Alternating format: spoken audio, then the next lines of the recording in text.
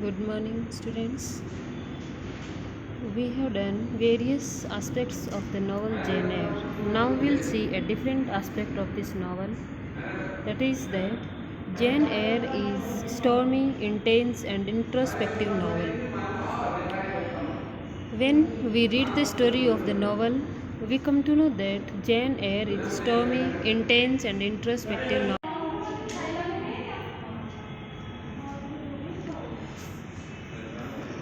We have seen that the love of Mr. Rochester and Jane Eyre is unconventional.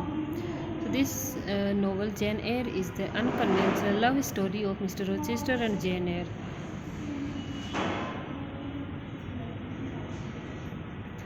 So here in this video we will substantiate this view of the present story, that this story has the unconventional love story as the central theme of this stormy, intense, and introspective novel. So, for our discussion, we include these following points. First, the unconventionality of their love story in this novel. This novel is regarded as a stormy novel, and the quality of intensity of love between Mr. Rochester and Jane Eyre. And finally, we will explore that this novel is an introspective novel. First, the unconventionality of love affair of Mr. Rochester and Jane Eyre. The love story in the novel Jane Eyre is certainly unconventional, and this story is certainly the central theme of the novel. The love which develops between Jane and Mr. Rochester during her stay at Thornfield Hall is the most substantial part of the novel. And it is this love affair or this romance which attracts us most, and which has always been the real cause of the immense popularity of the novel.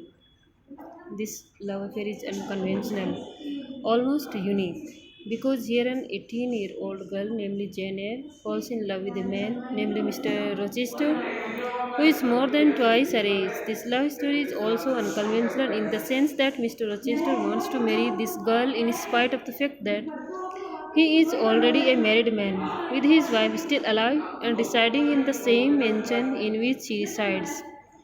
Jane is not aware of the fact that Mr. Rochester already has a wife, and Mr. Rochester has intentionally kept the fact of his being already married a secret from everybody.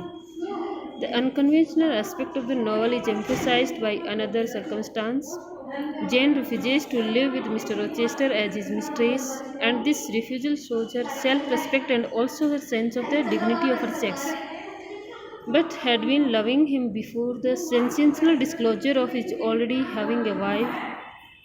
The intensity of the passion, which not only Jane experiences for Mr. Rochester, but which Mr. Rochester too experiences for Jane. This intensity of passion was in itself something unconventional in those days when this novel was written. Victorian age is well known for its prudery, but the love story in this novel transcended the prevailing narrow-minded notions of sex and of man-woman relationships.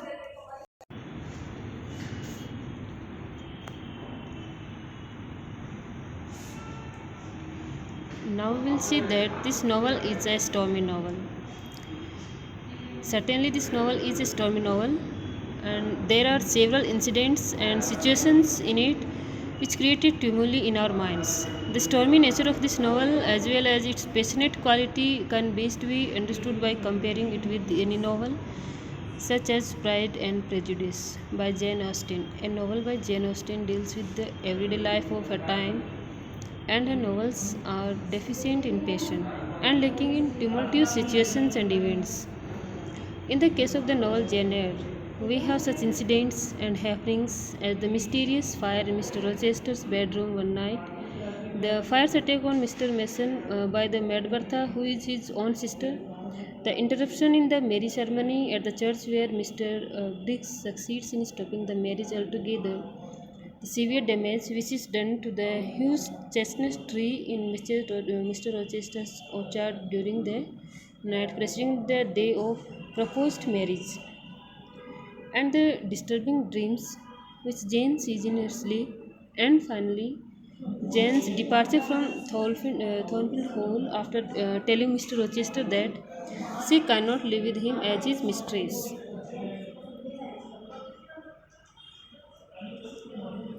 And we have seen that the novel has quality of intensity, especially in the aspect of love.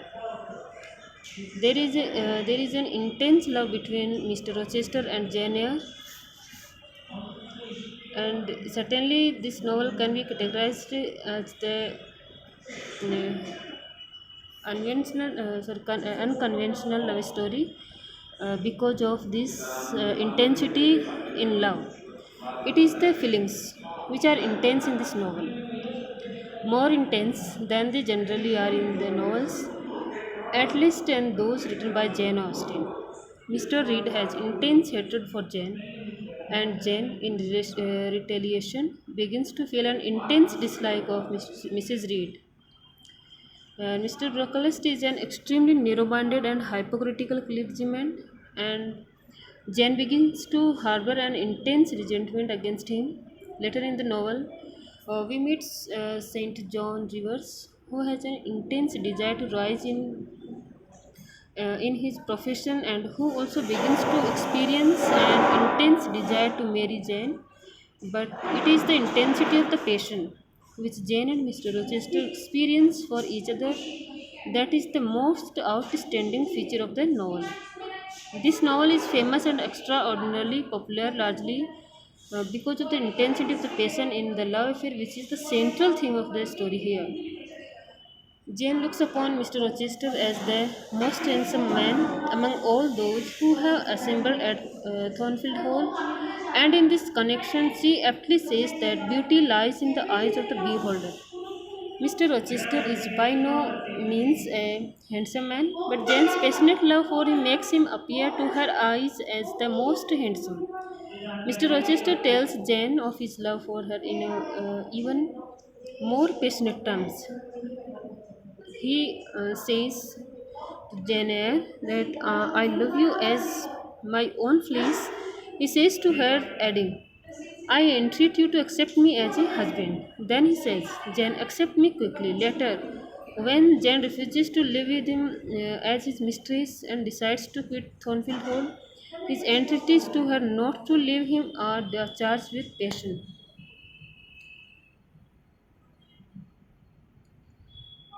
Finally, we will see that this novel is an introspective novel.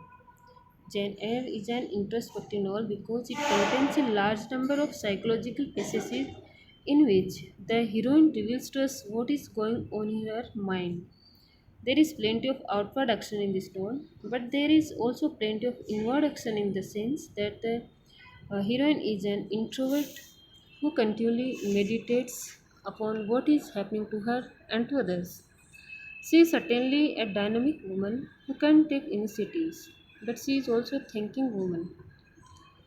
Many times we see her as in thoughtful mode. Her thoughts and reflections are given to us at every stage of her career. At Gateshead Hall, her thoughts of her own misery have been depicted in detail. Her sense of victory when she has spoken words of defiance to her aunt Mrs. Reed is emphasized by her.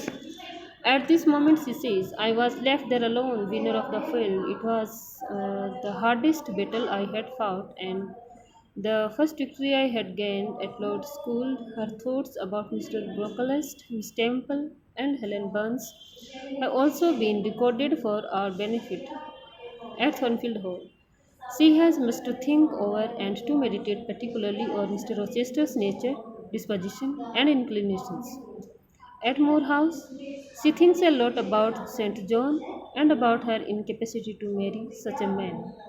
And in conclusion, her thoughts of her bliss as Mr. Rochester's wife have also been given to us.